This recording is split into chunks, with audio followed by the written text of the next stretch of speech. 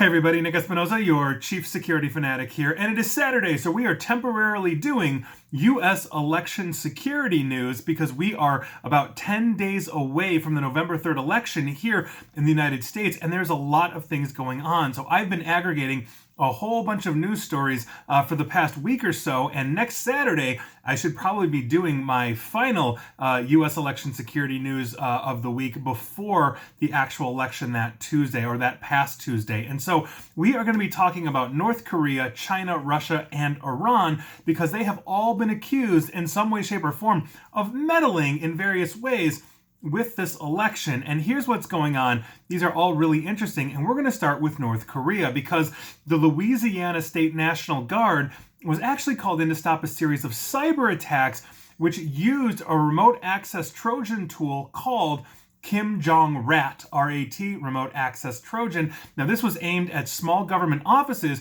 across the state of Louisiana in recent weeks. Now, the incidents, according to two people with knowledge of these events, really just highlight the cyber threat that is facing local and small governments as we get closer to the 2020 election. The situation in Louisiana follows a similar case in Washington state, according to a cybersecurity consultant that is familiar with both of these matters, where attackers had infected some of the government offices with the type of malware known for deploying ransomware, which obviously locks up systems and essentially doesn't allow anything to operate without paying to unlock it. In the case of, let's say, state-sponsored hackers, they may not want payment, they may just simply want to lock it down. Now, experts investigating the Louisiana incidents found this tool used by attackers that was previously linked to a group used basically from the North Korean government. This is the Lazarus group, and so that is obviously a very serious issue. We will be keeping an eye on that, but hopefully North Korea won't get a foothold in a disruption of local government processes in any state, let alone Louisiana or Washington. Moving on. Let's talk about China because APT-31, or Advanced Persistent Threat 31, which is a group linked to the Chinese government, has basically been trying to impersonate McAfee, the antivirus company, in a bid to trick campaign workers to essentially install fake malware. The software looks like a real copy of McAfee, but it would actually start silently installing malware in the background. If successful, this attack would let the intruder run arbitrary commands as well as transfer or exfiltrate files and data off of the system to wherever they want them to go. Researchers further linked the Chinese government to a large-scale spam network trying to influence the United States electorate through YouTube videos, some of these from hijacked channels with quote-unquote clumsy translations and computer-generated voices. Now, Google Security says that it has disrupted this network, including the removal of more than 3,000 channels, and it didn't have any real practical reach, meaning Google said it did not impact the overall general U.S. electorate, and there haven't been any significant coordinated influence campaigns on its platform that have targeted U.S. voters as far as Google knows. At the moment, they're obviously maintaining vigilance, again, as we are something like 10 days away from the election. Moving on. Let's talk about Russia, because U.S. officials said this past Thursday, 2 days ago, that Russian attackers have been targeting networks of dozen and state local governments, similar to North Korea, in the United States in recent days, and they've actually been stealing data from at least 2 servers that they gained access to. Now, this warning, obviously, again, coming less than 2 weeks away from the election, which was this past Thursday, amplifies fears, obviously, of potentially tampering with the vote and all of that, not to mention undermining confidence. Now, the advisory from the FBI and Department of Homeland Security describes an onslaught of recent activity by a Russian state-sponsored hacking group against a broad range of networks, some of which were successfully compromised. The alert functions as essentially a reminder that Russia has this kind of capability, and they're continuing ongoing interference, as they are working through all of this. Now, the advisory does not name, or rather identify by name or location, those who are targeted, meaning within the United States.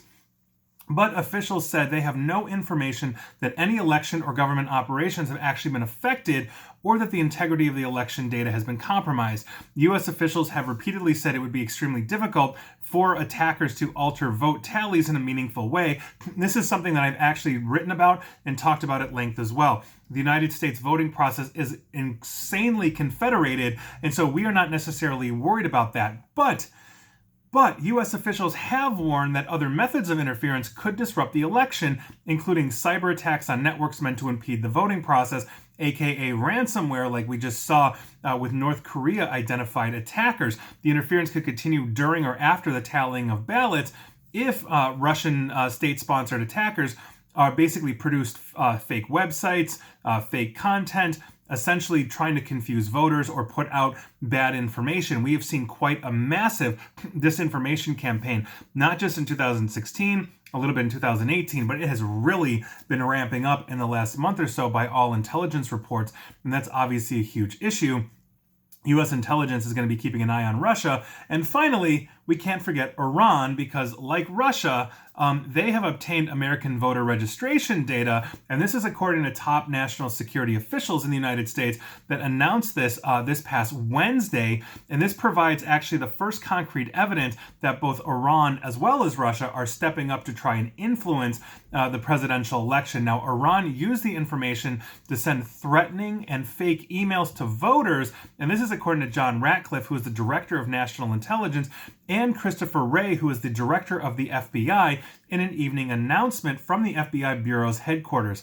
Intelligence agencies have collected information that Iran essentially was planning to take more steps to influence the vote in the upcoming days, prompting essentially the unusual timing of this briefing that they had in order to try to deter future action from Iran. Basically meaning, hey, Iran, we know you're doing this, cut it out, you are on notice. Now, there was no indication, like in the Russian incident, that there were any tallies that were changed or altered or anything like this that could affect the outcome of the voting. So obviously the problem is influence. So if Iran, for example, is running phishing emails basically saying, we know who you are, we know what you're doing, if you show up to the polls, we're going to come and get you, that is a very serious issue, because that is voter intimidation and potentially voter suppression. Now, the officials also did not claim that either Russia or Iran hacked into voter registration systems, which means the possibility that the data that they were able to collect was available essentially to anybody who knew where to look. Maybe this was a third-party voting collection service that left open an Amazon AWS S3 bucket, something along those lines. They are not saying, and for obvious reasons. Now, the voter data obtained by Iran was mostly public, according to one intelligence official, and Iran was exploiting it as a political campaign, or rather, as a political campaign might exploit it, so did Iran. Voters' names, party registrations, and some contact information are now publicly available, and so that information may have been merged into other identifying material like email addresses obtained from other databases, and this is all, again, according to intelligence officials, not to mention, some of this information you can simply scrape from the dark web, like usernames and passwords. I actually do demonstrations on that. So that is obviously a huge problem, but when we are looking at some of the largest cyber actors that have targeted the United States over the years, and we are talking about North Korea, China, Russia, and Iran, they all, in some way, shape, or form, have been identified by U.S. intelligence officials in some way, shape, or form, attempting to interfere with the election. We are not talking about changing the vote. Again, I have written on that extensively. It would be very difficult to actually break in and, let's say, start changing votes or deleting votes and all of that. But they can run influence operations to prevent people from going to the polls due to fear, or they can simply change the narrative and make people believe it, as we've seen in many different intelligence and disinformation operations over the last 4 to 5 years or so. So this is something that we all have to be keenly aware of, because if we are looking at this literally in the last 7 days, meaning we're about 2 weeks at this point from the election, less than 2 weeks as I'm sitting here talking to you, this is going to continue to ramp up. And when you take the political divide and the concerns of actually, making sure that both sides fully acknowledge, meaning both candidates fully acknowledge the legitimacy of the election and everything else, this gives foreign operators the ability to drive a wedge into the electorate even further than the candidates may have. So that's a huge, huge problem that we have. And so by virtue of that, that is your election security news of the week. And quite frankly, if you're a U.S. voter, you might have been affected and you didn't even know it. So I'd love to hear your thoughts on this. And here we go. And please like, share, follow me here on Facebook and Twitter at NickAESP. And please feel free to subscribe to me at YouTube as well. And as always, stay safe and stay online. Thanks, everyone.